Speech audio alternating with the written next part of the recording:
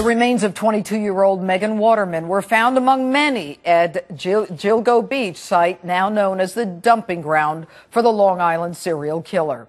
Megan was trafficked through the internet sites Craigslist and Backpage. Megan's aunt, Elizabeth Meserve, is with us this evening.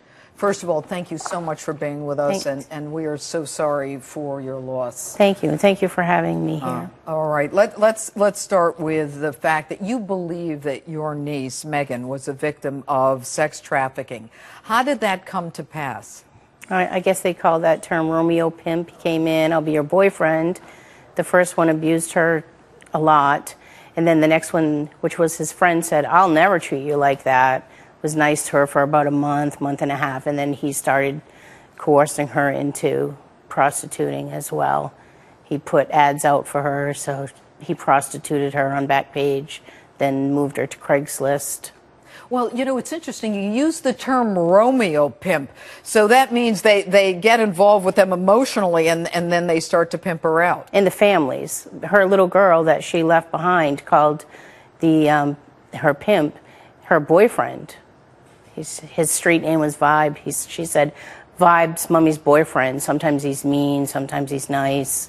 So he did these abusive things to my niece in front of her child, and also abused her in kind of the ways to keep her in line and make her do what he wanted her to do. Well, you know, you mentioned Craigslist and Backpage. How do they factor into this? They facilitate this. While my niece was being gutted by and dismembered by the serial killer, they were making money off the ad that he called to contact her.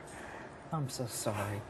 You know, when you said, so then your niece was advertised on Craigslist and then Backpage by the Romeo pimp, and the pimp then brought her to meet the serial murderer? From Maine, yes. He took her from Maine, and they took a bus here to New York, and that happened every couple of weeks.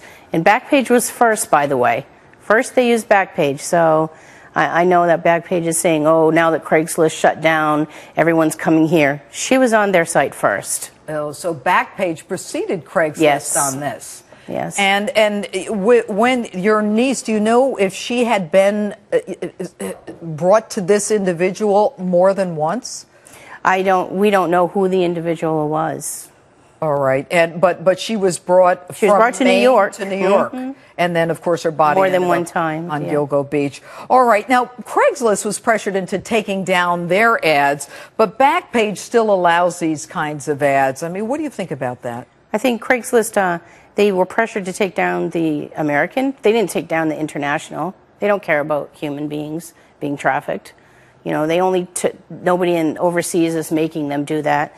And Backpage, they know what's happening. It's about money. All they care about is money. They don't care about the human factor. And are you surprised that, you know, given the connection between Backpage right now, Craigslist that has taken down in the States but is still running internationally, I mean, are you surprised that these places are not closed down, that they're not being forced to close down? Yes, I'm very surprised that there aren't any laws protecting these women and these children.